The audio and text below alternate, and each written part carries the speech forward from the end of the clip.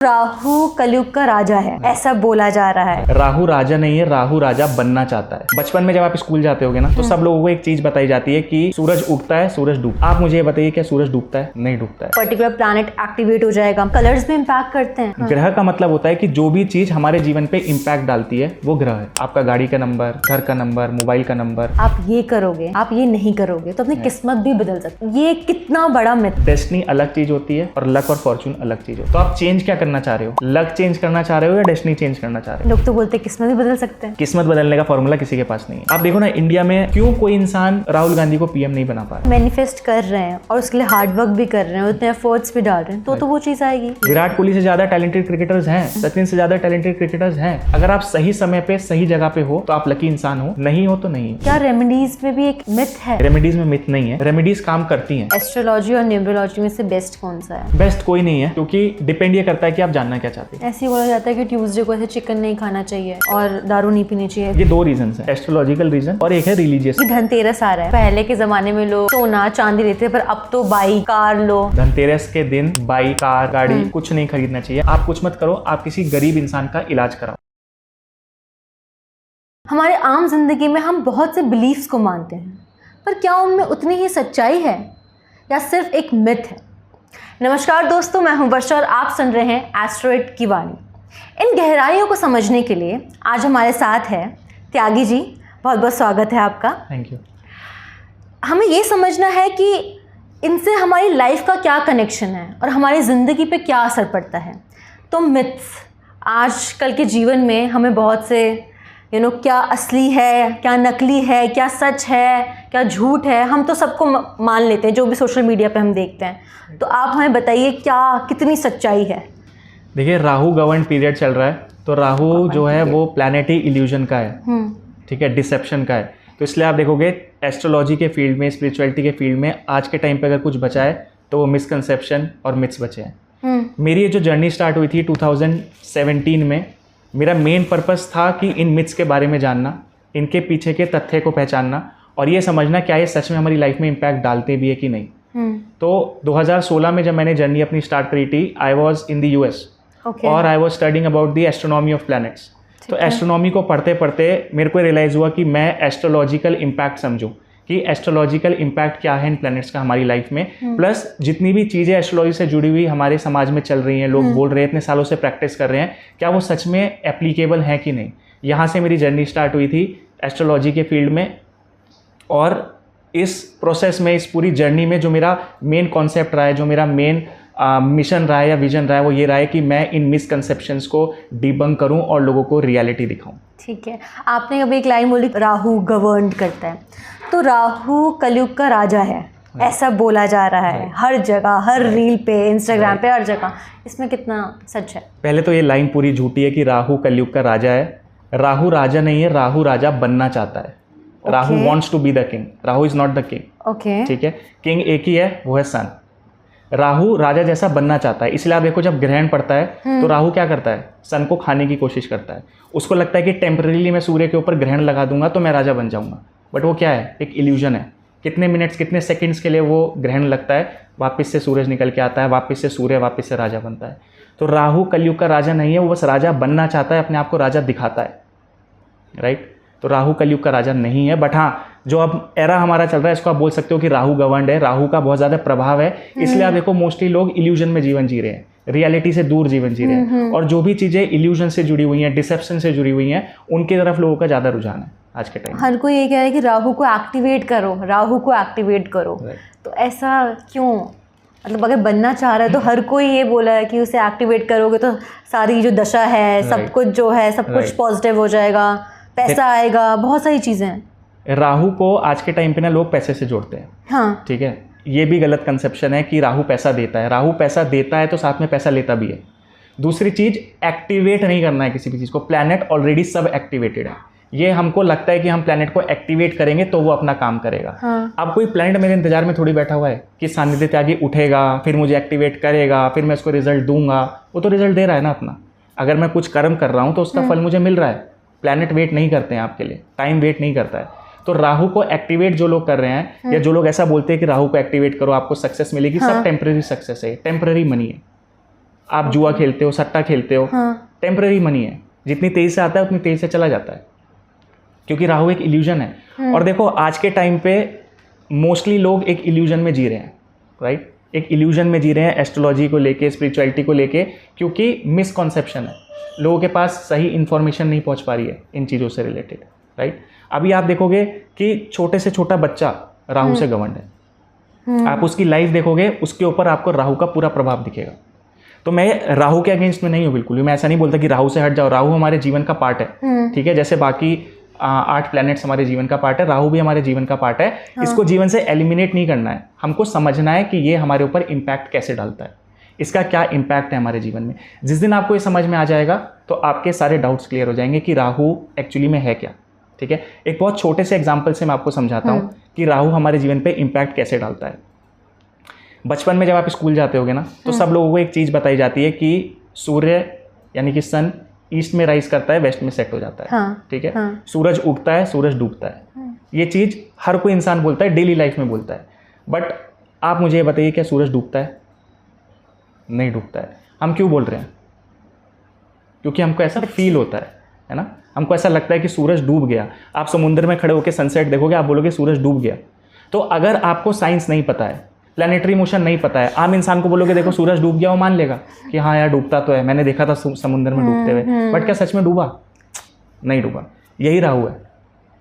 तो जब आप पढ़ लिख लेते हो ना, आपके पास ज्ञान आ जाता है, जुपिटर, तो आपका राहु एकदम अच्छा हो जाएगा, आपको राहु प्रॉब्लम देगा नहीं। क्योंकि जब आपको पता चल गया कि सूरज डूबता नहीं है, वो हमको सिर्फ डूबता हुआ दिखता है, ये कहाँ से पता चला? ज्ञान के थ्रू।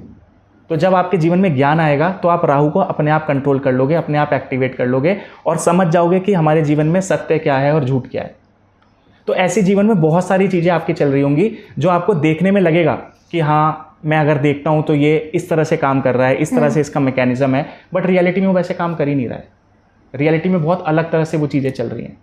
तो जब भी राहु से रिलेटेड टॉपिक आता है, मैं हमेशा बोलता हूँ राहु से आपको बचना नहीं है। राहु टेक्नोलॉजी है। आज के टाइम पे हम ये पॉडकास्ट कर रहे हैं, ये टेक्नोलॉजी है। इस पॉडकास्ट को आप इंटरनेट पे पोस्ट करेंगे, लोग इसको देखेंगे, वो भी टेक्नोलॉजी है। तो आप टेक्नोलॉजी से बच नहीं सकते ना, ये आपके जीवन का पार्ट है, जीवन का पार्ट है। इसको अवॉइड नहीं करना है, इसको भागना नहीं है, इसको एक्टिवेट नहीं करना है, डीएक्टिवेट नहीं करना है, दबाना नहीं है, इसको एक्सेप्ट करना है और रियलिटी के साथ एक्सेप्ट करना है कि ये चीज़ हमारे जीवन पे क्या इम्पैक्ट डालती है, राइट। तो इतना ही है राहु। तो अब आप देखिए कि आपके अराउंड जो भी चीज़ें चल रही है ना, सब राहु है, सब माया है। लेकिन जब आपको ज्ञान आ जाएगा ना, तो आप अगर गलत काम भी करोगे तो आपको पता होगा कि हाँ गलत काम करने से ये उसका रिजल्ट होता है। बट जो लोग रिजल्ट को नहीं समझते हैं, अंधविश्वास की तरह सिर्फ करते चले जा रहे हैं, रेमेडीज करते चले जा रहे हैं, एक्टिविटीज़ करते चले जा रहे हैं, उनका राहु खराब है, ठीक है, उनका राहु प्रॉब्लम है। आपने बोला कि प्लैनेट्स हमारा वेट नहीं कर रहे हैं, दैट इज ट्रू। पर जो लोग बोलते हैं कि ये कलर पहनो, ये कलर्स भी इम्पैक्ट करते हैं, पर्टिकुलर प्लैनेट एक्टिवेट हो जाएगा, ये रंग पहनो, इस दिन को ये वाला रंग करो, ऐसे करके, तो इसका भी कुछ है क्या? इसका है। देखो हर एक चीज़ का इम्पैक्ट है हमारे जीवन पे। आपने एक वर्ड सुना होगा ग्रह, हाँ, प्लैनेट्स बोलते हैं। प्लैनेट्स को हिंदी में ग्रह बोला जाता है। ग्रह का मतलब होता है कि जो भी चीज़ हमारे जीवन पे इम्पैक्ट डालती है वो ग्रह है, ठीक है। लेकिन कोई चीज़ हमारे जीवन पे कितना इम्पैक्ट डाल सकती है वो डिफाइंड है, राइट। जैसे सपोज करो कि मेरे घर पे मेरी मेड आती है, उसका इम्पैक्ट है ना मेरे जीवन पे। 2 दिन नहीं आएगी, मैं परेशान हो जाऊंगा। उसके पास पावर है मुझे इन्फ्लुएंस करने के लिए, तो मेरी मेड भी एक ग्रह है मेरे लिए। लेकिन उसके पास कितनी पावर है? वो मेरा एटीएम का पिन सेट कर सकती है? नहीं कर सकती। इम्पैक्ट है ना उसका मेरे जीवन पे, लेकिन मैं उसको परमिशन दूंगा कि मेरे एटीएम का पिन सेट करो? नहीं। तो हर एक चीज़, चाहे आप कोई कपड़े पहनो, आप गाड़ी का नंबर लो, मोबाइल का नंबर लो, इम्पैक्ट सब चीज़ का है, लेकिन नेग्लिजिबल है, राइट। फिर भी कितना? कोई स्पेसिफिक परसेंटेज नहीं है, कोई स्पेसिफिक परसेंट, क्योंकि डिफाइंड नहीं है ना कहीं पे भी। ये लोग अपने मन से अज्यूम कर लेते हैं कि इसका इतना परसेंट है, इसका इतना परसेंट है, बट कहीं डिफाइंड नहीं है ना। इसके ऊपर कोई स्पेसिफिक रिसर्च नहीं है कि मेरा मोबाइल नंबर मेरा 20% जीवन कंट्रोल करता है, कहीं नहीं लिखा है। कितने साल हुए मोबाइल को आए हुए? 30 साल, 30 साल मान लेता हूँ, 40 साल मान लेता हूँ, 40 साल नहीं हुए, 30 साल हुए जब लोगों ने रेगुलरली मोबाइल रखना शुरू किया है। 30 साल की रिसर्च है मोबाइल के ऊपर। तो आपको लगता है कि आप 30 साल की मोबाइल की रिसर्च को हज़ारों साल की एस्ट्रोलॉजी की रिसर्च से कंपेयर करोगे? नहीं कर सकते। अगर मैं मान लेता हूँ कि अर्ली 90s में मोबाइल नंबर आया, मोबाइल आया, लोगों ने मोबाइल न्यूमरोलॉजी पे रिसर्च करनी शुरू कर दी, कितना एक्सपीरियंस है उन लोगों को? 30 साल। हम हज़ारों साल की साइंस की बात कर रहे हैं, आप 30 साल पहले मोबाइल आए हुए हैं, उस पर आप रिसर्च करके हमको बता रहे हो कि मोबाइल आपका जीवन बदल देगा। 250 रुपये में नया सिम मिलता है, 250 rupees. Do you think 250 rupees आपकी लाइफ की डेस्टिनी चेंज करेंगे?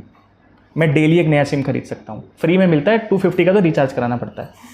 तो अगर मैं 250 रुपीज़ में एक डेली नया सिम खरीदूंगा, डेली नया सिम कार्ड खरीदूंगा, तो डेली डेस्टिनी बदलूंगा अपनी। तो फिर बाकी चीज़ें कहाँ गई? इम्पैक्ट है, मैं कभी भी ये नहीं बोलता हूँ किसी चीज़ का इम्पैक्ट नहीं है, हर चीज़ का इम्पैक्ट है। कितना है? क्या इतना है कि मेरी पूरी लाइफ बदल दे मेरा मोबाइल नंबर? 90s से पहले लोगों के घर में टेलीफोन होते थे, है ना, BSNL का कनेक्शन लोग लेते थे। तो आप ये समझिए कि एक घर में 10 लोग 15 लोग, जॉइंट फैमिली थी उस समय, 10 लोग 15 लोग रहते थे, एक मोबाइल नंबर होता था, सब यूज़ करते थे। एग्जैक्टली। सबके लिए अच्छा था वो या सबके लिए ख़राब था? तब इम्पैक्ट नहीं था लोगों के ऊपर। अब आप इंडिविजुअली बोल देते हो ना कि आपका मोबाइल नंबर ठीक नहीं है इसलिए आप प्रॉब्लम में हो। पहले आपके घर में एक नंबर था, एक को हार्ट की प्रॉब्लम है, एक को डायबिटीज़ की प्रॉब्लम है, एक को माइग्रेन की प्रॉब्लम है। प्रॉब्लम सबको अलग अलग है, लेकिन घर का मोबाइल नंबर तो लैंडलाइन का नंबर सबका सेम है। तो उससे हो रहा था क्या प्रॉब्लम? बताइए, सोचिए, आप खुद सोचिए। और ये जो चीज़ें मैं आपको बता रहा हूँ ना, कुछ ये मेरा इन्वेंशन नहीं है, ये आपको भी पता है। बट राहु कि आप उसके बियॉन्ड नहीं देख पाते हो। जब आप कोई रील देख रहे होते हो ना, आपके मोबाइल नंबर में 444 आएगा तो ये हो जाएगा, आप सिर्फ उस इंसान को सुनते हो और उसको रील को स्क्रॉल कर देते हो और वो आपके ब्रेन में चला जाता है। लेकिन अगर आप 2 मिनट सोचो इस पे बैठ के कि क्या मेरा मोबाइल का नंबर इतना इंपॉर्टेंट है, क्या वो मेरे पूरे जीवन को इतना गवर्न कर रहा है, तो आपको अपने आप पता चलेगा। राइट? ये हर चीज़ के साथ है। जैसे हम कहीं सुन लेते हैं कि आपके नंबर पे बहुत बार 8 नहीं आना चाहिए, ये नई नंबर नहीं आना चाहिए, तो कहीं ना कहीं हमारी साइकोलॉजी के साथ भी तो खेलता है। हम उस पर फिर सोचने लग जाते हैं, यार हमारा ये ऐसा है तभी हमारा ये काम नहीं बन रहा है। ऐसी चीज़ें भी होती हैं, ह्यूमन साइकोलॉजी तो ऐसी काम करती है। राइट। तो इससे क्या होता है ना, इससे आपके मन में फियर जनरेट होगा। एग्जैक्टली। जब आपके मन में फियर जनरेट होगा तो आप 2 चीज़ें करोगे, या तो डर के बैठ जाओगे या उसका सॉल्यूशन ढूंढोगे। अब अगर मैं आपको कोई प्रॉब्लम बताता हूँ तो उसका सॉल्यूशन ढूंढने आप कहाँ जाओगे? मेरे पास आओगे, ऑब्वियसली मेरे पास आओगे ना। आप बोल रहे हो प्रॉब्लम सॉल्यूशन भी आपके पास होगा, क्योंकि ये प्रॉब्लम तो मैंने डिफाइन करी है ना, मैंने जनरेट करी है। मैंने आपको बताया कि अगर आपके मोबाइल नंबर में 888 है तो आपकी लाइफ में प्रॉब्लम होगी। या आपने किसी और से नहीं सुना, मुझसे सुना। हाँ। तो अगर मैं आपको कुछ प्रॉब्लम बता रहा हूँ तो उसका सॉल्यूशन लेने आप मेरे पास आओगे। मेरा बिजनेस तैयार है। राइट? ट्रू। मेरा बिजनेस तैयार हो चुका है।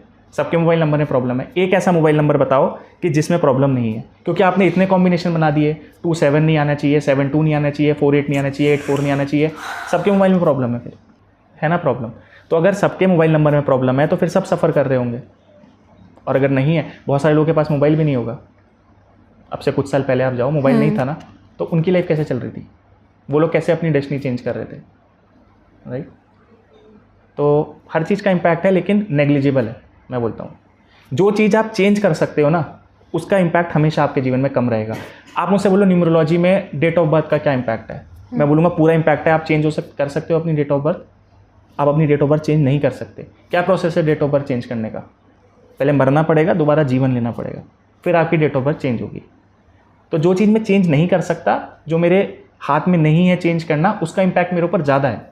बट जो चीज़ मैं डेली चेंज कर सकता हूँ 250 रुपये देके, उसका क्या इम्पैक्ट है? आप खुद बताइए। कुछ इम्पैक्ट नहीं है, नेग्लिजिबल है, नेग्लिजिबल। तो जिस चीज़ का नेग्लिजिबल इम्पैक्ट है, मैं उसके ऊपर फोकस करूँ और मैं उन चीज़ों को इग्नोर कर देता हूँ जिसका मेरे ऊपर बहुत ज़्यादा इम्पैक्ट है। मेरी डेट ऑफ बर्थ, मेरी जन्म कुंडली। तो मैं लोगों को जनरली यही अवेयरनेस स्प्रेड करना चाहता हूँ, यही चीज़ लोगों को समझाना चाह रहा हूँ कि आप पहले ये समझो कि आपके जीवन में कौन सी चीज़ कितना इम्पैक्ट करती है। आपका गाड़ी का नंबर, घर का नंबर, मोबाइल का नंबर, आप किस कलर के कपड़े पहन रहे हो, इनका कितना % इम्पैक्ट है। कुछ डिफाइंड नहीं है, बट आम आदमी को समझाने के लिए नेग्लिजिबल है, ना के बराबर। ठीक है। ऐसे आपने बोला डेट ऑफ बर्थ है ना, तो जब भी कोई इंसान आता है तो अपनी किस्मत लेकर आता है। पर अभी ऐसा हो गया, आप ये करोगे, आप ये नहीं करोगे, तो अपनी किस्मत भी बदल सकते हो। राइट, है ना? ये कितना बड़ा मिथ है। पहले आपने एक वर्ड यूज़ किया है किस्मत। हाँ। मैं 3-4 वर्ड और यूज़ करता हूँ। ठीक है। लक, डेस्टिनी, फेट, किस्मत, फॉर्चून। आम इंसान के लिए सारे वर्ड सेम है। राइट? किसी भी इंसान से पूछो, बोलेगा शायद एक ही चीज़ के बारे में बात चल रही है। बट डेस्टिनी अलग चीज़ होती है और लक और फॉर्चून अलग चीज़ होता है। तो आप चेंज क्या करना चाह रहे हो? लक चेंज करना चाह रहे हो या डेस्टिनी चेंज करना चाह रहे हो? लोग तो बोलते हैं किस्मत भी बदल सकते हैं। नहीं बदल सकते। किस्मत बदलने का फॉर्मूला किसी के पास नहीं है। अगर किसी के पास किस्मत बदलने का फॉर्मूला है तो वो शेयर क्यों करेगा? पहले आप ये बताओ। लोग बोलते हैं ना कि मैं आपको टिप्स दूंगा, आप कैसे अपनी लाइफ में कुछ भी मैनिफेस्ट कर लो, मैं आपको टिप्स दूंगा, आप कैसे बिलियनियर बन जाओ। मैं आपसे पूछता हूँ, आपके पास एक फॉर्मूला आ गया बिलियनियर बनने का, 99 रुपीज़ में दोगे मेरे को फॉर्मूला? कितने पैसे में दोगे? बिलियनर बनने का फॉर्मूला, एटलीस्ट बिलियनर 1 बिलियन तो लोगे ना मेरे से। लोग 99 रुपीज़ में क्यों बेच रहे हैं फॉर्मूला आपको बिलियनर बनने का? खुद सोचिए आप, सोचिए इस बारे में। और मैं सबको बोलूँगा कि हर इंसान को ये चीज़ सोचना चाहिए कि बिलियनर बनने का फॉर्मूला 99 रुपीज़ में क्यों बिक रहा है, इतनी कम कीमत क्यों लगाई गई उस फॉर्मूले की? आप पेटेंट करा लो उसको, है ना? तो प्रॉब्लम है इन चीज़ों में। तो आपने जो वर्ड यूज़ किया ना, डेस्टिनी, किस्मत, ये सुनने में एक जैसी लगती है लेकिन अलग है। फॉर्चून अलग तरह से काम करता है, डेस्टिनी अलग तरह से काम करती है। कैसे मतलब? कोई इंसान अगर किसी अमीर घर में पैदा हो गया, हाँ। आप वेस्ट कंट्री में जाओ, मैंने आपको बोला ना मैं काफ़ी टाइम वेस्टर्न कंट्रीज़ में रहा हूँ, 7-8 साल में यूएस में रहा, फ्रांस में रहा, यूके में रहा। तो वहाँ पे आप लोगों से पूछोगे ना कि कोई इंसान अमीर घर में पैदा हो गया, कोई इंसान अंबानी के घर में पैदा हो गया, ऐसा क्यों हुआ? उनके पास एक आंसर होता है, फॉर्चून, कि वो इंसान लकी था इसलिए पैदा हो गया। नेक्स्ट क्वेश्चन ये आता है कि वही इंसान लकी क्यों था? मैं भी होना चाहिए ना वैसा लकी इंसान, वो क्यों था? आंसर नहीं है।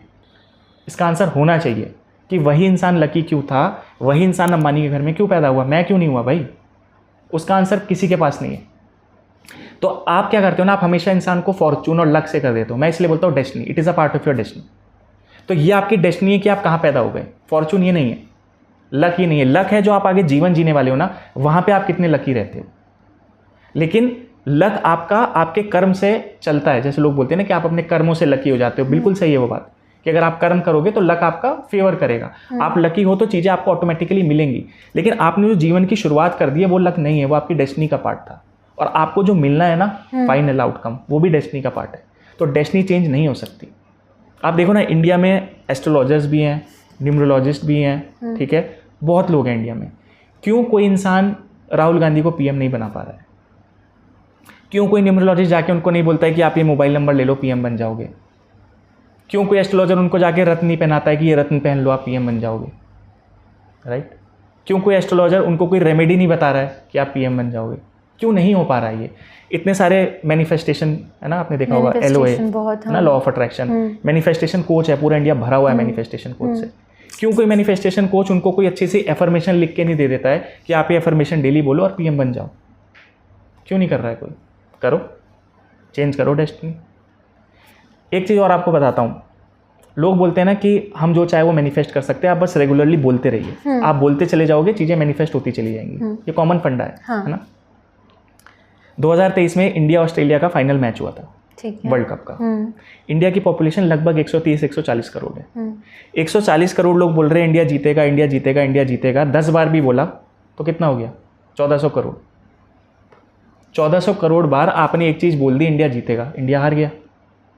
क्यों नहीं हुआ मैनिफेस्ट? आप तो बोल रहे थे। 140 करोड़ लोग एक साथ एक चीज़ बोल रहे हैं, वो नहीं हो रही।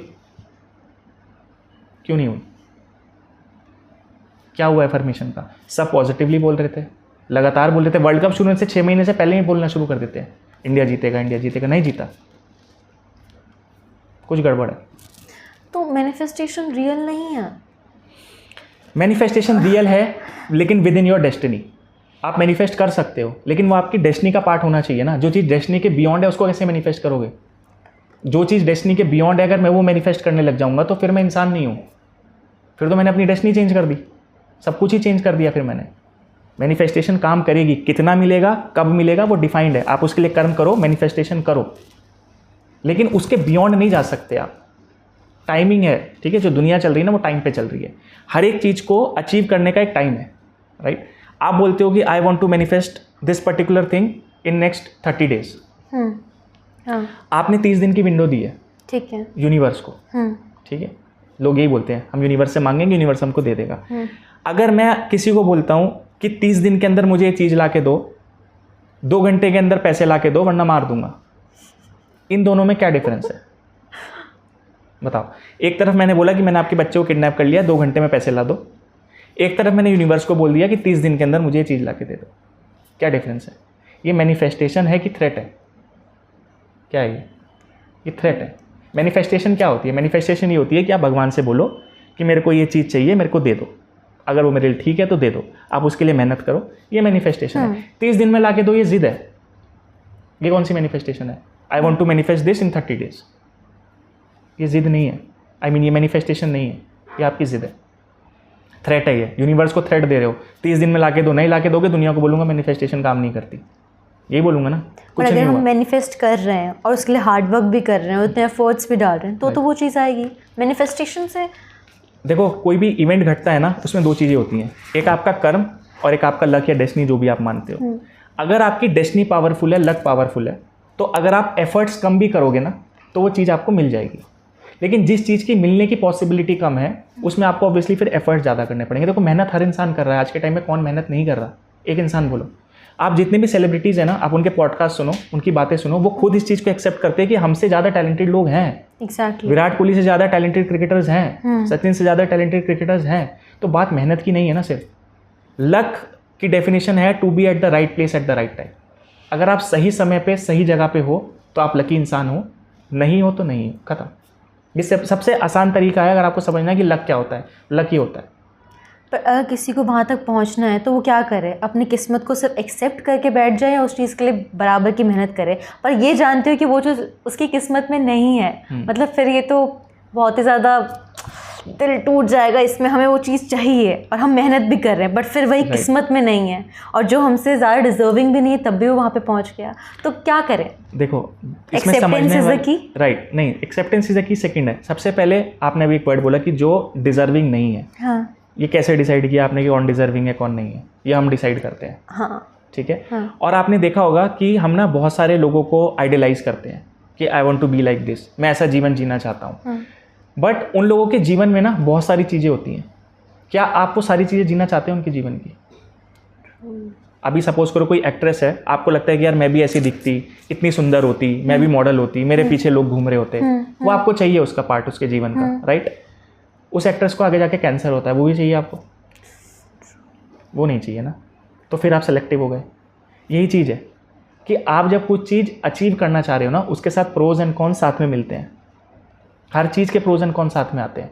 चाहे आप रेमेडी करो, आप जीवन में कुछ भी चीज़ करो, आपको क्या मिलेगा क्या नहीं मिलेगा, जो आपको चीज़ मिली है शायद वही आपके लिए बेस्ट है। ये मैं दिल रखने के लिए नहीं बोलता, जैसे लोग बोलते हैं कि ठीक है जब नहीं मिलता है तो इंसान यही बोल देता है, बट आप अपनी जर्नी का भी उठा के देखना तो आपको खुद लगेगा कि हाँ यार शायद मैं आज बेटर कंडीशन में हूँ। बहुत सारी चीज़ें मैं ऐसी मैनिफेस्ट कर रहा था अपने जीवन में जो अगर मुझे मिल जाती तो आज मैं बहुत ख़राब कंडीशन में होता। ये मेरी लाइफ का पर्सनल एक्सपीरियंस है। अच्छा, ये मेरा पर्सनल एक्सपीरियंस मैं आपको बता रहा हूँ। बहुत सारी चीज़ें मैं मैनिफेस्ट करना चाहता था, हाँ, जो नहीं कर पाया, and I am thankful. Sometimes what you do not get is also a blessing, वो भी एक ब्लेसिंग है, राइट? तो हर चीज़ को आप समझो कि बहुत सारी चीज़ें आपके अकॉर्डिंग नहीं हो रही हैं, तो अच्छा है कि वो नहीं हो रही है। मैं जो मैनिफेस्ट करना चाहता था वो मैनिफेस्ट कर लेता, तो आज यहाँ बैठ के पॉडकास्ट में मैं आपको ये सब नहीं बता रहा होता। फिर आपको कोई और ढूंढ के लाना पड़ता पॉडकास्ट करने के लिए, राइट? तो शायद ये सही जगह है ना मेरे लिए, मैं सही जगह पे हूँ आज। हाँ, मेरे को लगता था कि मैं कहीं और पहुँचूंगा तो वो मेरे लिए बहुत अच्छी जगह होगी, मेंटली, इमोशनली, फाइनेंशियली, बट आज मैं जहाँ पे हूँ मेरे को लगता है मैं उससे बहुत बेटर कंडीशन में हूँ। Go with the flow. Destiny को चेंज मत करो, अपनी डेस्टिनी से मत लड़ो, अपने आप से मत लड़ो। और जो आप एग्जाम्पल्स देखते हो ना कि इंसान ने अपना मुकद्दर बदल दिया, इंसान ने अपनी डेस्टिनी चेंज कर दी, ये करोड़ों में एक है। अब उस करोड़ों में एक का एग्जाम्पल सेट करके पूरी दुनिया वैसी नहीं कर सकती, वैसा एग्जाम्पल नहीं सेट कर पाएगी। वो उसकी डेस्टिनी थी, वो उसके जीवन का पार्ट था कि उसने एक जर्नी जी, उस जर्नी से एक फाइनल आउटकम उसको अच्छा मिल गया जो आप डिज़ायर करते हो। बट आपके साथ वैसा होगा इसकी क्या गारंटी है? नहीं है। तो ये कोई बेंचमार्क नहीं सेट कर सकते आप इसमें, ठीक है? रेमेडीज़ का भी यही है, लोग रेमेडीज़ करे जा रहे हैं। मेरे पास क्लाइंट्स आते हैं, पूरे दिन मेरे से यही बोलते हैं आके, कोई रेमेडी बता दो, कोई रेमेडी बता दो, रेमेडी बता दो। रेमेडी काम क्यों करेगी आपके लिए? आपने ऐसा क्या किया कि आपके लिए रेमेडी काम करे? मतलब रेमेडीज़ पे आने ही वाली थी कि रेमेडीज़ आजकल हर कोई अपना रहा है, हर कोई कि ऐसे करो ऐसे करो, बट क्या रेमेडीज़ में भी एक मिथ है? नहीं, रेमेडीज़ में मिथ नहीं है। हाँ। रेमेडीज़ काम करती हैं। अच्छा, हर एक कर्म काम करता है, रेमेडी भी एक कर्म है ना। हाँ। रेमेडीज़ काम करती हैं। हाँ। प्रॉब्लम ये है कि आपकी एक्सपेक्टेशंस उससे गलत है। रेमेडी करो, लेकिन आपको ये तो पता होना चाहिए कि रेमेडी मुझे क्या दे सकती है। आप उससे कुछ भी एक्सपेक्ट करके बैठ जाओ, अगर बोलोगे नहीं मिला, क्यों मिलेगा? लिमिटेशंस होती है ना हर चीज़ की। आप जब साइंस पढ़ते हो ना तो उसमें एक वर्ड यूज होता है लिमिटेशन, कि ठीक है बहुत कुछ कर सकते हैं बट कुछ लिमिटेशंस हैं हमारी, इसके बियॉन्ड नहीं जाएगा वो, राइट? आजकल आप देखोगे ना तो मोस्टली लोग या तो सैटर्न की राहु की रेमेडी करते हैं। मेरे पास लोग आते हैं बोलते हैं कि सैटर्न की रेमेडी बता दो। मैं उनसे 4 चीज़ें पूछता हूँ, आप डिसिप्लिन हो कि नहीं, आपके अंदर पेशेंस है कि नहीं, ऑर्गेनाइज्ड हो कि नहीं, और कंसिस्टेंट हो कि नहीं। अगर ये 4 ट्रेट्स आपके अंदर हैं, आपको सैटर्न की रेमेडी करने की ज़रूरत नहीं है। क्योंकि ये चारों चीज़ें सैटर्न आपसे मांग रहा है। This is all what Saturn needs. अगर आप ये चारों चीज़ें कर रहे हो, आपको सैटर्न की रेमेडी करने की ज़रूरत पड़ेगी ही नहीं। और अगर ये चीज़ें आपकी लाइफ से मिसिंग है ना, आप पीपल के पेड़ पे पूरे जीवन दिया जलाओ, शनि मंदिर जाओ, पूरे जीवन वहाँ पे तेल चढ़ाओ, कुछ नहीं मिलेगा। पर जो आपने चीज़ें बताई तो एकदम बेसिक है, ये कंसिस्टेंट रहना। आपको मैं एक चीज़ बताता हूँ, बेसिक आपको लगता है, ऑर्गेनाइज रहना बेसिक है, ठीक है? नहीं, मैं आपको बताता हूँ। अब ये काम करते हैं, इस पॉडकास्ट का जो हमारा सेटअप है ना, अंधेरा कर देते हैं यहाँ पे, बिल्कुल एकदम डार्क। फिर मैं आपसे कोई चीज़ ढूंढ के लाने के लिए बोलूँगा अपनी, आप ले आओगे? नहीं ला पाओगे, ऑर्गेनाइज नहीं है। क्योंकि आप ऑर्गेनाइज, आपको नहीं पता होगा कि आपने सुबह अपना मोबाइल फ़ोन कहाँ रखा था लाके, आपने अपना हैंडबैग कहाँ रखा था, आपको नहीं पता है, आप रोज़ नई जगह रखते हो उसको। तो आप बोलोगे मैं ऑर्गेनाइज तो हूँ, बट नहीं हूँ। हमको लगता है कि ऑर्गेनाइज होना तो बहुत छोटी सी चीज़ है ना। कंसिस्टेंट तो हर कोई है ही, पेशेंस तो सबके अंदर है ही। लैक ऑफ पेशेंस, ये सबसे बड़ी प्रॉब्लम है कि 3 चीज़ें इंसान कर भी लेता है, ठीक है, आज से मैं मेहनत करूँगा, ऑर्गेनाइज हो जाऊँगा, कंसिस्टेंट रहूँगा। प्रॉब्लम कहाँ आती है? फिर पेशेंस। 10 दिन करके बोलता है यार कुछ हुआ नहीं। आप अपनी 40, 50, 60 साल की जो भी आपने जीवन जिया है, 20, 25 साल जो भी आपकी लाइफ है, उसको आप 10 दिन में कैसे चेंज कर रहे हो? आप पिछले 20 साल से अनऑर्गेनाइज थे, 10 दिन में ऑर्गेनाइज हो, क्या बोलते हो रिजल्ट दे दो मेरे को, नहीं मिलेगा। ऐसे काम नहीं करती। और ये चीज़ें ना, ये प्लैनेट्स, एस्ट्रोलॉजी, ये कुछ अलग से उठ के आई हुई चीज़ें नहीं है, ये आपके जीवन की चीज़ें हैं।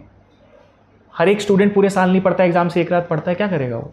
आप बोलो मैंने उस दिन बहुत पढ़ाई करी थी, ये तो सबको ही मालूम है कि भाई एक दिन पढ़ाई करिए, क्या करोगे एक दिन में? पास हो जाओगे, पास हो जाते हैं लोग एक दिन पढ़ के।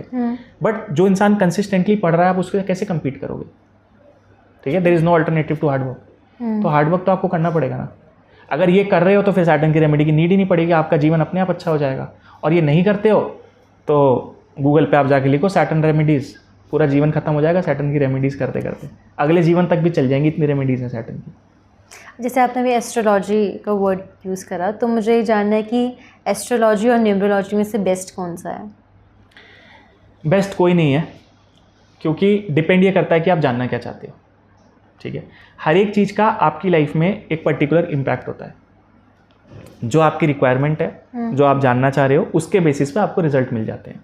ठीक है, सपोज करो आपको ब्लड में इन्फेक्शन है, हाँ, ठीक है, तो आप अपना ब्लड टेस्ट कराओगे। आपको बोन में फ्रैक्चर है तो आप अपना एक्सरे कराओगे। अब आप बोलो कि ब्लड टेस्ट अच्छा होता है कि एक्सरे अच्छा होता है, डिपेंड करता है कि आप जानना क्या चाहते हो, आपकी रिक्वायरमेंट क्या है। दोनों के प्रोज एंड कॉन्स हैं, लंबी लिस्ट है। न्यूमरोलॉजी की बहुत सारे प्रोज हैं, बहुत सारे लोग आप 50 साल पहले चले जाओ, उनको पता नहीं था वो किस टाइम पैदा हुए थे, न्यूमरोलॉजी काम करेगी वहाँ पे। ठीक है, एस्ट्रोलॉजी सीखने के लिए आपको साल भर लग जाता है। मैं एस्ट्रोलॉजी पढ़ाता हूँ, आप देखोगे 6 महीने 1 साल का कोर्स होता है। ठीक है, तो जिसको नहीं सीखना है, इतना टाइम नहीं है, न्यूमरोलॉजी सीखो, प्रेडिक्शन करो। बट ऑब्वियसली आप प्रेडिक्शन कंपेयर नहीं कर सकते, न्यूमरोलॉजी की प्रेडिक्शन रिस्ट्रिक्टेड है। ओके, एस्ट्रोलॉजी में वास्ट प्रेडिक्शन होती है। बहुत सारे लोग बोलते हैं हम न्यूमरोलॉजी से सब कुछ प्रेडिक्शन कर सकते हैं, कर सकते हो अप टू सर्टेन एक्सटेंट। ठीक है, सब कुछ नहीं कर सकते, तो कुछ कंपैरिजन नहीं है।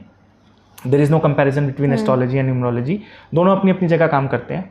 बट अगर वैसे आपको कंपेयर करना है तो मैं बोलूँगा एस्ट्रोलॉजी इज़ लाइक सन और numerology is like a small candle, एक जुगनू की तरह है वो, अगर कंपेयर करोगे तो। अच्छा, ठीक है, बट मेरे को लगता है कंपैरिजन करना ही गलत है, क्योंकि आप 2 अलग अलग मोडालिटीज़ को क्यों कंपेयर कर रहे हो, कोई नीड नहीं है। ठीक है, बट हाँ, अगर मेरा मत पूछोगे तो मैं डेफिनेटली आपको बोलूँगा कि एस्ट्रोलॉजी इज़ वे बेटर।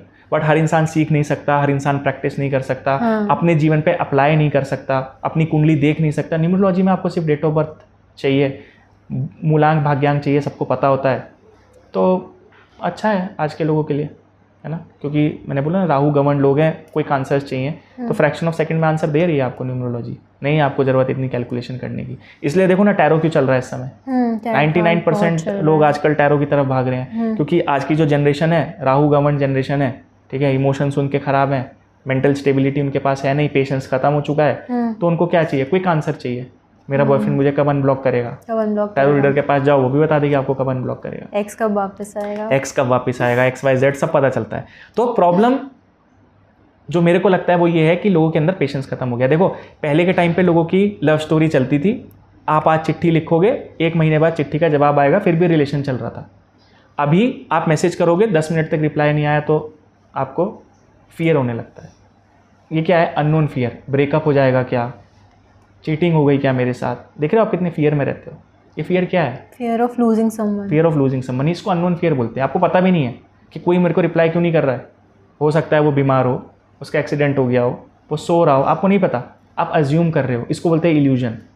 तो आज की जो जनरेशन है ना वो इल्यूजन में जीती है, क्योंकि पेशेंस नहीं है उनके अंदर। ठीक है, हमारे टाइम मतलब मैं अपना बहुत पुराना टाइम नहीं है मेरा, बट पहले के टाइम पे अगर आप जाओगे तो लोगों के अंदर बहुत पेशेंस था, राइट। इसलिए उनका सैटर्न अच्छा था, मेरे को लगता है सबका सैटर्न अच्छा था, इतने परेशान नहीं थे लोग। अभी क्यों परेशान है? रेस्टलेसनेस है, क्योंकि पेशेंस खत्म होता जा रहा है लोगों के अंदर। इंस्टेंट चाहिए सब कुछ। राहु क्यों दुनिया राहु के पीछे भाग रही है? इंस्टेंट रिजल्ट चाहिए मुझे कि एक दिन में अमीर बना दो। आपने देखा होगा बहुत सारे लोग ओवरनाइट सक्सेसफुल हुए हैं इंडिया में, रील्स के थ्रू। उनमें से कितने लोगों को आप जानते हो कि आज भी उनकी सक्सेस जर्नी चल रही है, ख़त्म हो चुकी है? बहुत सारे लोग, मैं आपको गिनवाऊंगा। आपने देखा होगा रानू मंडल करके एक आई थी ना सिंगर, वो फेमस हुई थी। ठीक है, वो कहाँ है किसी को नहीं पता। एक रील वायरल हुई थी कच्चा बादाम करके, लोगों ने उस पर डांस किया था, ग्लोबली लोगों ने उस पर डांस किया था। कहाँ है वो इंसान? गायब है। तो ये जो ओवरनाइट सक्सेस वाले लोग हैं ना, राहु गवर्न लोग, इनमें ऐसे ही आते हैं और ऐसे ही चले जाते हैं, कोई अस्तित्व नहीं है इनका। ठीक है, लेकिन लोगों को यही चाहिए, एक दिन का राजा बना दो। राहु क्या बनता है? कुछ मिनट्स के लिए राजा बनता है ना, कि ठीक है मैं सन को खा जाऊंगा, एक्लिप्स लगा दूंगा, ग्रहण लगा दूंगा सूर्य के ऊपर, अंधेरा हो जाएगा, मैं राजा हूँ। कितनी देर के लिए? 5 मिनट, 10 मिनट, फिर आएगा सूरज, फिर रोशनी आएगी। तो आजकल की जनरेशन को यही चाहिए कि एक दिन के लिए राजा बना दो, एक बार फेम दिला दो, उसके बाद जो होगा देखा जाएगा। ये प्रॉब्लम राहु की। मैं राहु के अगेंस्ट में नहीं हूँ, लेकिन आप राहु से जो एक्सपेक्ट कर रहे हो वो गलत है। राहु इसलिए नहीं है, ठीक है, कि आप एक दिन के लिए अमीर बन जाओ, एक दिन के लिए आप सक्सेसफुल बन जाओ, आज ही मुझे कुछ मिल जाए। अगर सबको आज पैसा मिल गया, सब आज बिलियनियर बन गए, काम कौन करेगा? आप देखते हो ना वर्कशॉप्स हो रही है, रेमेडीज बिक रही है टू बिकम बिलियनियर। 99 रुपीज़ की सब लोग खरीद लेंगे वो वर्कशॉप और रेमेडीज, सब बिलियनियर बन जाएंगे। काम कौन करेगा? कौन करेगा काम? कैसे चलेगी दुनिया? काम करने के लिए तो सैटर्न चाहिए ना। तो इसीलिए तो राहु सैटर्न कॉम्बिनेशन इसलिए बोलते हैं फ्रस्ट्रेटिंग है ना। जनरली लोग बोलते हैं राहु सैटर्न का कॉम्बिनेशन हो गया तो इंसान फ्रस्ट्रेटेड है करियर में, इसीलिए फ्रस्ट्रेटेड है। उसको काम नहीं करना है, वो चाह रहा है राजा बनना, राइट। वो चाह रहा है कि मेरे को सब कुछ अभी मिल जाए। तो जब काम करना पड़ेगा तो फिर फ्रस्ट्रेशन आएगा ना। ठीक है, तो हर एक प्लैनेट की एक इम्पोर्टेंस है, क्योंकि जो हमारा सोसाइटी चल रही है, हमारा जीवन चल रहा है, यूनिवर्स चल रहा है, उसमें हर एक प्लैनेट का योगदान है। किसी को एलिमिनेट नहीं कर सकते आप। जनरली आपने सुना होगा कि पैसा कौन देता है, कौन सा प्लैनेट है जो आपको पैसा देता है, मुझे ये बता दो। मैं आपको बोलूँगा 9 के 9 प्लैनेट्स पैसा देते हैं। ठीक है, कोई लोग बोलते हैं शुक्र पैसा देता है, ठीक है। कुछ लोग बोलते हैं जुपिटर पैसा देता है क्योंकि वेल्थ है। कुछ लोग बोलते हैं शनि पैसा देता है, शनि जब देता है तो फिर छप्पर फाड़ के देता है। कुछ लोग बोलते हैं राहु पैसा देता है, ठीक है। कुछ लोग बोलते हैं चंद्रमा पैसा दे रहा है, कुछ लोग बोल रहे हैं सूर्य पैसा दे कौन रहा है किसी को नहीं पता, सब तुक्का मार रहे हैं। बट फैक्ट ये है पैसा हर प्लेनेट देता है, देने का तरीका अलग है। जुपिटर आपको वेल्थ देता है, प्रॉस्पेरिटी वाली वेल्थ देता है, ठीक है। राहु केतु आपको अनएक्सपेक्टेड गेन्स कराते हैं, अनअर्न मनी जिसको हम बोलते हैं, बिना कमाया हुआ पैसा, ठीक है। स्पॉन्टेनियसली पैसा मिल गया, जुआ खेल लिया, सट्टा खेल लिया, लॉटरी खेल ली, ठीक है। सन एक्चुअली में गिवर है, सन की परमिशन के बिना पैसा नहीं मिलेगा आपको। राजा के जब तक राजा उसको डिस्पर्स नहीं करेगा पैसे को, आप तक नहीं पहुंचेगा वो। चंद्रमा एक्यूमुलेशन ऑफ वेल्थ, पैसा कमाना एक चीज़ होता है, पैसे को एक्यूमुलेट करना एक चीज़ होता है। हाँ। तो आप कितना वेल्थ एक्यूमुलेट कर रहे हो उसके लिए मून बहुत इंपॉर्टेंट है, चंद्रमा बहुत इंपॉर्टेंट है, आपके मन के कारक है। इसलिए आपने देखा होगा बहुत सारे लोग अपने वॉलेट में चावल के दाने रख लेते हैं। हाँ। देखा, पर्स में चावल के दाने रखो। सिनेमन स्टिक भी रखते हैं। सिनेमन स्टिक पे मैं बात नहीं करूंगा, फिर कभी किसी और पॉडकास्ट में आऊँगा सिनेमन स्टिक के लिए। बट चावल के दाने रख लेते हैं, बोलते हैं इससे पैसा आएगा। कुछ नहीं, एक्यूमुलेशन ऑफ वेल्थ है, मून एक्यूमुलेट करने में हेल्प करता है। प्लस अगर आप पैसा एक्यूमुलेट नहीं कर पा रहे हो ना, आपके पास पैसा नहीं रुक रहा है, उसमें भी मून का योगदान है। आप शॉपिंग करने जाते हो, एक हैंडबैग खरीदने 3 खरीद के आते हो, किसकी प्रॉब्लम है ये? मन की। मन पे कंट्रोल नहीं है, 3 अच्छे लगे 3 खरीद लिए। तो एक्सपेंडिचर क्यों? आप बोलते हो मेरा पैसा नहीं टिक रहा है, मन पे कंट्रोल नहीं है, आपका चंद्रमा खराब है। इसका मतलब आप अपने मन को कंट्रोल में नहीं रख पाते हो। तो इसलिए अगर किसी का मून अच्छा होता है ना, तो वो इंसान पैसा एक्यूमुलेट भी करेगा, पैसे को ठीक से यूटिलाइज भी करेगा। प्लस जो लोग आजकल आपने देखा स्टॉक मार्केट से लोग पैसा कमा रहे हैं, राहु स्टॉक मार्केट का पैसा देगा, मरकरी स्टॉक मार्केट का पैसा देगा। मून अच्छा होना बहुत ज़रूरी है कुंडली में। अगर चंद्रमा कुंडली में अच्छा नहीं है तो स्टॉक मार्केट में लॉस खाएगा ही खाएगा, इमोशनल हो जाएगा इंसान। स्टॉक मार्केट पे इंसान क्या कर सकता है, परसेप्शन पे चलता है। आपने देखा होगा एट दी एंड आप कितने भी फंडामेंटल्स पढ़ो, कंपनी के बारे में पढ़ो, लास्ट में जो डिसीजन होगा ना वो परसेप्शन और इमोशंस पे, यार मेरे को लगता है चल जाएगी कंपनी। तो प्रॉब्लम कहाँ आई, इमोशंस पे आई, परसेप्शन पे आई। और मून, राहु, मरकरी, ये 3 ऐसे प्लैनेट्स हैं जो ना इंस्टेबिलिटी क्रिएट करते हैं, लैक ऑफ पेशेंस क्रिएट करते हैं। तो इसलिए आप देखो कि ऐसे लोग लंबे समय तक इन्वेस्ट नहीं कर पाते, निकल जाते हैं बाहर। राइट। इसलिए इन्वेस्ट करने के लिए मून इंपॉर्टेंट नहीं है, बट इसलिए इंपॉर्टेंट है ताकि आपका मन कंट्रोल में रहे। ठीक है। तो पैसे के लिए आप मुझसे पूछो कौन सा प्लैनेट है, सारे ही हैं, देने का तरीका अलग है। मरकरी लिक्विड मनी है, मरकरी भी इंपॉर्टेंट है, बुध इंपॉर्टेंट है, शुक्र इंपॉर्टेंट है, लग्जरी दे रहा है आपको। लेकिन हमने शुक्र को ना हमेशा लग्जरी से जोड़ा, पैसे से जोड़ा, पैसे से जोड़ा। शुक्र का प्राइमरी जो सिग्निफिकेशन है ना वो पैसा है ही नहीं। हमने मान लिया कि शुक्र मतलब पैसा, शुक्र मतलब वीनस है ना, शुक्राचार्य। आप टर्म देखो क्या है, शुक्राचार्य वो गुरु। ठीक है। जैसे बृहस्पति देव गुरु, ऐसे शुक्राचार्य गुरु है। जब आप एक गुरु की बात कर रहे हो तो उसका प्राइमरी सिग्निफिकेशन पैसा नहीं हो सकता, उसका प्राइमरी सिग्निफिकेशन पैसा नहीं है, उसका प्राइमरी सिग्निफिकेशन है अनकंडीशनल लव। वो होता है वीनस, अनकंडीशनल लव। ठीक है। इसलिए आप देखो वीनस ना पाइसिस साइन में जाके एक्सॉल्टेड हो जाता है। पाइसिस जो राशि होती है वो सैक्रिफाइस की राशि है, जहाँ पे आप दे रहे हो। इसलिए वीनस उस राशि में बहुत सारे और भी रीज़न है, क्योंकि वीनस एक वाटर एलिमेंट है, वो एक वाटर राशि है। बहुत सारे रीजंस है कि वीनस स्पाइसिस में क्यों एक्सॉल्ट होता है। इसके ऊपर मैं आधा घंटा आपको बहुत कुछ बता सकता हूँ, बट समझने के लिए अभी के लिए मैं इतना बोलूँगा कि आप ये देखो कि वीनस ना अनकंडीशनल लव को दिखा रहा है, जहाँ पे आप ना सेक्रीफाइस कर रहे हो, दे रहे हो। वो होता है प्यार। अगर मैं किसी को आई लव यू बोलता हूँ और एक्सपेक्ट करता हूँ कि सामने वाला मेरे को आई लव यू बोल दे, तो मैं उससे प्यार करता हूँ? नहीं करता। ये तो ऑब्सेशन है। वही चीज़ जो मैं आपको बता रहा था, 30 दिन में ला के दो, थ्रेट है ये। आई लव यू टू बोलो, क्यों बोलो भाई, तुम बोलो ना आई लव यू, तुमको एक्सपेक्टेशन क्यों है सामने से मिले, यानी कि अनकंडीशनल नहीं है, ये कंडीशनल लव है। तो ये वीनस नहीं है। तो प्राइमरीली तो वीनस जो है ना वो अनकंडीशनल लव को दिखाता है, वाइटैलिटी को दिखाता है आपकी। ठीक है। वीनस रिजुविनेशन का काम करता है, डेथ बेड से वापस उठाना किसी इंसान को। इतनी अच्छी अच्छी चीज़ें हैं वीनस की। हमने वीनस को कहाँ पे रेस्ट्रिक्ट कर दिया है? लग्जरी, प्यार, मोहब्बत, पैसा, लग्जरी, बस इससे ऊपर नहीं उठ पाए। वो आपको क्या कुछ दे रहा है और आप अभी वहीं अटके हुए हो कि पैसा। लोग ये भी बोलते हैं वीनस को कि एक्टिवेट करो, साथ बैठ के कपल्स को दारू पीनी चाहिए, तो इससे उनका रिलेशनशिप बड़ा स्ट्रांग हो जाता है। बहुत सारी चीज़ें हैं, तो देखो क्लियर करो आप।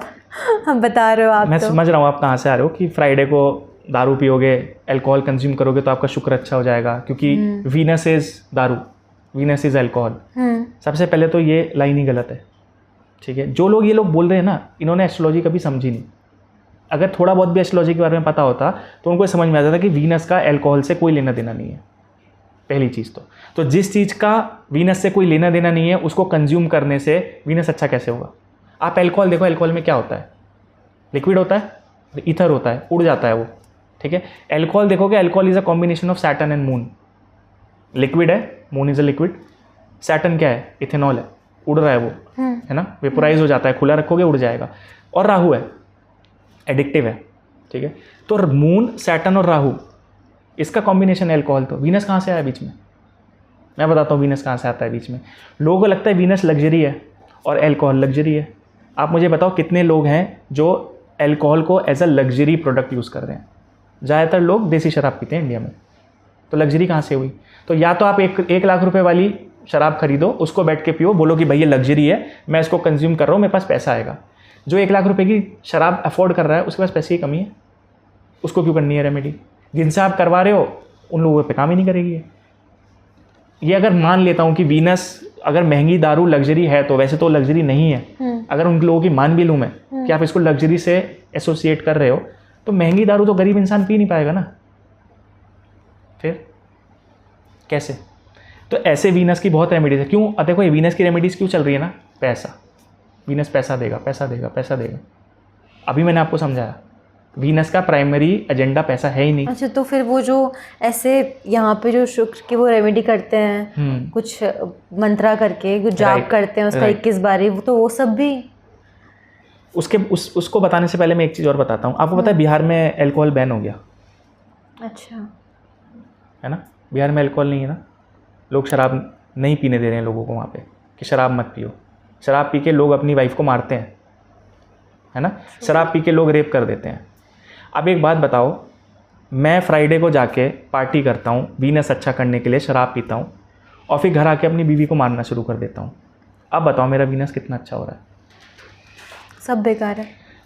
दो चीज़ें होती हैं, एक लिविंग सिग्निफिकेशन, एक नॉन लिविंग सिग्निफिकेशन। वीनस का लिविंग सिग्निफिकेशन है आपकी स्पाउस, आपकी गर्लफ्रेंड, आपकी फीमेल फ्रेंड्स, ओके, ठीक है। ओके। नॉन लिविंग सिग्निफिकेशंस बहुत सारी हैं, शराब उसके अंदर नहीं आती, पहली चीज़। दूसरी चीज़, अगर मैं शराब पी रहा हूँ अमीर होने के लिए और अपनी वाइफ के साथ मिसबिहेव कर रहा हूँ, ठीक है, तो फिर कैसे वीनस अच्छा होगा?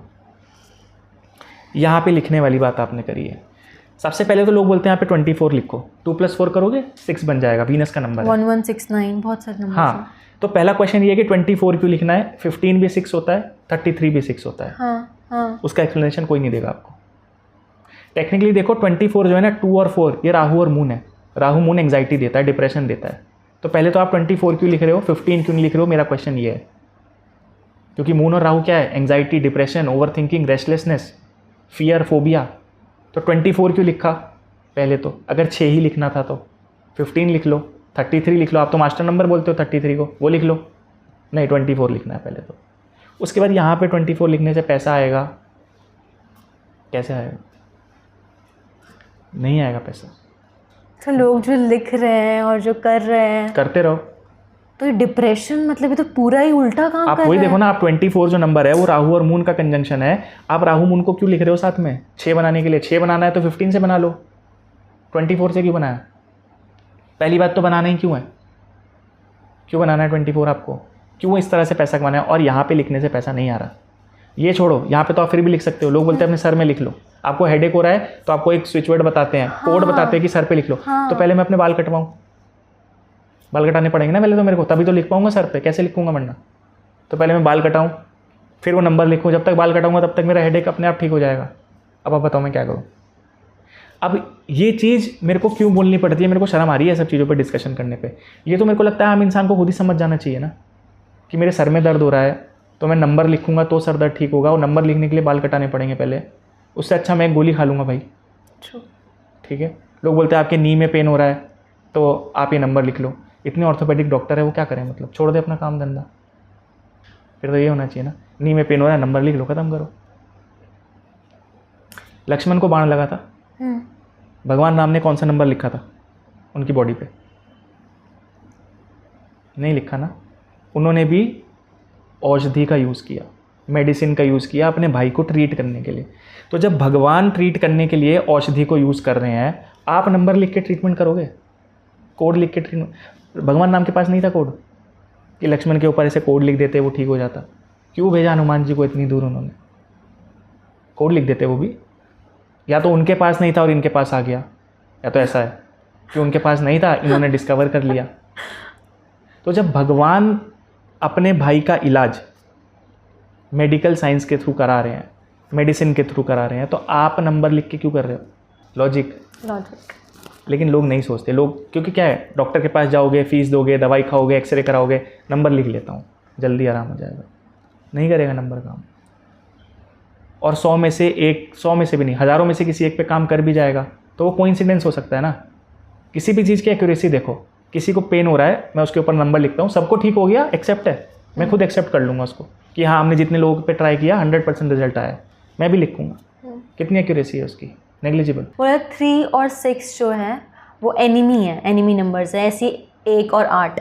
तो इसमें क्या कहना है आपका? देखो 3, 6 ना, आप समझो 3 नंबर जुपिटर का है, 6 नंबर वीनस का है, दोनों गुरु हैं, ठीक है। 2 टीचर 2 गुरु कैसे एनिमी हो सकते हैं? गलत है। जो भी बोलता है 3 और 6 एनिमी है, बिल्कुल गलत है। देखो ये 2 टीचर हैं, 2 गुरु हैं जिनकी विचारधारा मैच नहीं हो रही, माइंडसेट मैच नहीं हो रहा। मेरा और आपका माइंडसेट मैच नहीं होता। लेट से आप कुछ और सोचते हो, मैं कुछ और सोचता हूँ, हम दुश्मन है? नहीं है दुश्मन। दुश्मनी होना और पर्सपेक्टिव मैच ना करना 2 अलग चीज़ें हैं। 3 और 6 दुश्मन नहीं है। बहुत सारे लोग बोलते हैं अगर आपका 3-6 कॉम्बिनेशन है आपका पर्सनैलिटी और डेस्टिनी मूलांक भाग्यांक का अगर 3-6 या 6-3 है तो ये वर्स्ट कॉम्बिनेशन है। मैं आपको कुछ ऐसे वर्स्ट लोग बताता हूँ जो इस कॉम्बिनेशन में पैदा हुए हैं। ठीक है। Sachin Tendulkar, god of cricket. APJ Abdul Kalam, one of the best scientist of our country. ठीक है। जेफ बेसोस, ये वर्स्ट है। गौतम अडानी, इनमें से कौन सा इंसान वर्स्ट है? ये मैं आपको छोटे मोटे लोग नहीं बता रहा हूँ, अपनी फील्ड के बेस्ट लोग। अगर ये कॉम्बिनेशन ख़राब है, इतना बुरा है, इनके पास पैसा है, नेम है, फेम है, पावर है, क्या नहीं है इनके पास, तो कैसे ख़राब हुआ? गलत। इसलिए मैं बोल रहा हूँ थोड़ी सी भी एस्ट्रोलॉजी पढ़ लेना अगर इंसान, थोड़ी सी भी, थोड़ा सा भी ज्ञान ले ले तो उसको समझ में आ जाएगा। आप स्कूल जाते हो, आपके 2 टीचर होते हैं। साइंस का टीचर बोलता है साइंस पढ़ो, PT का टीचर बोलता है PT करो, फिजिकल हेल्थ पे ध्यान दो। दोनों अपनी जगह ठीक है ना।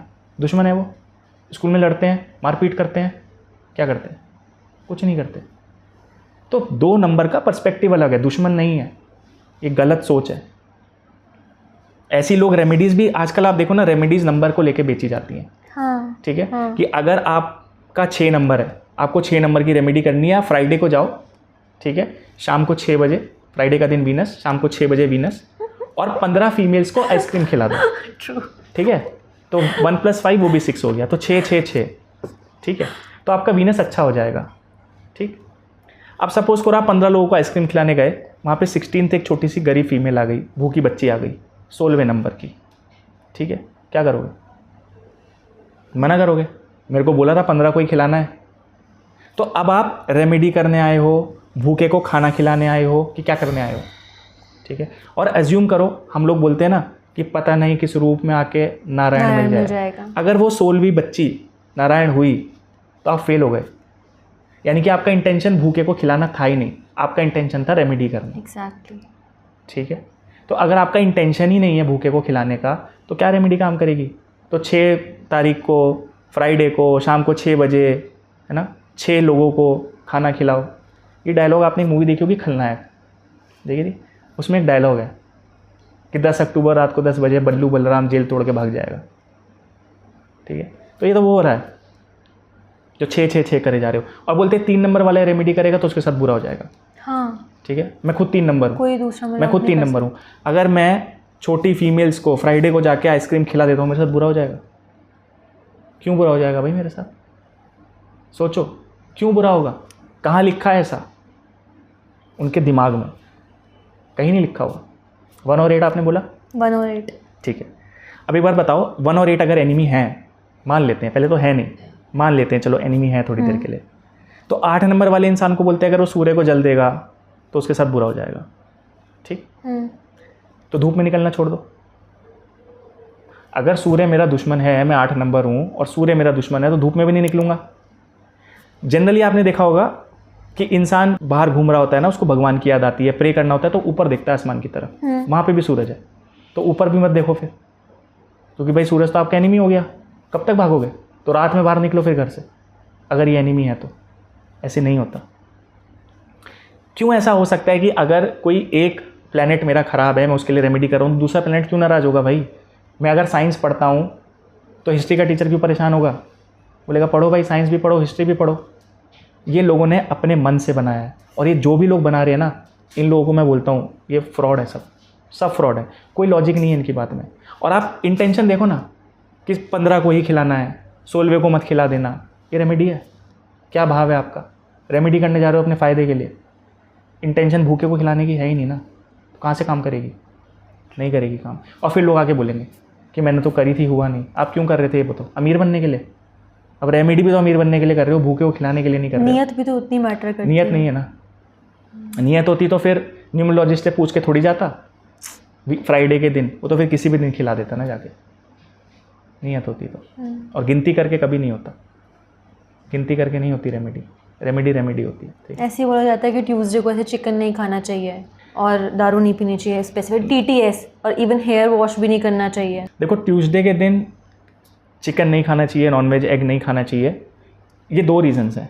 एक तो है एस्ट्रोलॉजिकल रीज़न और एक है रिलीजियस रीज़न। हाँ। रिलीजियस रीज़न को भी मैं साइड करता हूँ, उसमें मैं बाद में आऊँगा। ओके। ठीक है, कि ट्यूसडे के दिन क्यों नहीं खाना चाहिए। पहले मैं एस्ट्रोलॉजिकल साइंटिफिक बात करूँगा आपसे। ठीक है। ट्यूसडे का जो डे है ना, वो मार्स गवर्नड है। ठीक है। मार्स क्या है, एक फायरी प्लेनेट है, आग है उसके अंदर, ठीक है। तो हर एक डे जो होता है ना उसमें पर्टिकुलर हो रहा होता है उस डे का, ठीक है। तो मंगल यानी कि मार्स, तो वो जो पूरा पर्टिकुलर डे है ना वो मार्स से गवर्नड है। तो जनरली आप देखोगे जो डे मार्स से गवर्नड है उस दिन मार्स की एनर्जी हाई है, यानी कि आपकी बॉडी के अंदर मार्स क्या है, इन्फ्लेमेशन, आपकी बॉडी का एसिड, आपकी बॉडी की हीट, वो मार्स है। तो जिस दिन आपकी बॉडी में ऑलरेडी हाई इन्फ्लेमेशन है, ऑलरेडी एसिडिक हाई है ना, तो उस दिन आप क्यों ऐसा भोजन खाओगे जो आपके इन्फ्लेमेशन को और बढ़ाए। इसलिए लोगों को बोला गया था कि ट्यूसडे के दिन मत खाओ, ठीक है, क्योंकि ऑलरेडी आपका जो बॉडी है उसके अंदर इन्फ्लेमेशन ज़्यादा होगा, मार्स गवर्न डे है, तो आप उस दिन जो खाना खाते हो ना नॉनवेज, ये तामसिक भोजन है, ये इन चीज़ को और एग्रीवेट करेगा, आपको और हेल्थ इश्यूज देगा, अल्सर देगा, एसिडिटी देगा, इसलिए बोला जाता है मत खाओ। ये साइंटिफिक और बायोलॉजिकल रीज़न मैं आपको बता रहा हूँ, ठीक है। अब रिलीजन पे आ जाते हैं। देखो किसी भी इंसान से कोई काम कराना है ना, जब तक आप उसको डराओगे नहीं वो नहीं आएगा। एस्ट्रोलॉजर्स की जो बिजनेस चल रहा है ना, डर पे चल रहा है, डराओगे तभी आएगा। अब जनरली लोगों को इतना सब समझाऊंगा, वो बोलेंगे यार ये क्या क्या बोले जा रहा है। आसान तरीका क्या है, हनुमान जी का दिन है, मत खाओ।